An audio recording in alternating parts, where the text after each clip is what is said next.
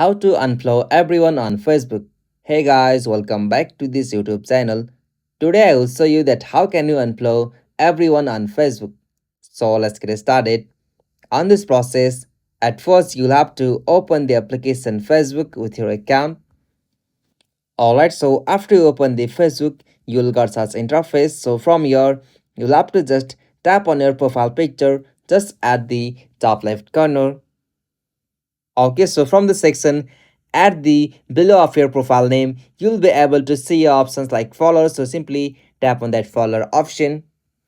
Okay, so from the section you can easily find the options like following. So you have to just go with that option. Okay, so from this section you can view all of your following list from here. So to unfollow them, you'll have to just tap on the three dot. Okay, so from here you can easily go with the option unfollow. So there is no any such options like you can unfollow everyone on Facebook at once. So you have to just manually repeat this process to unfollow any account whom you have been following on Facebook. So this is the easiest and simplest method.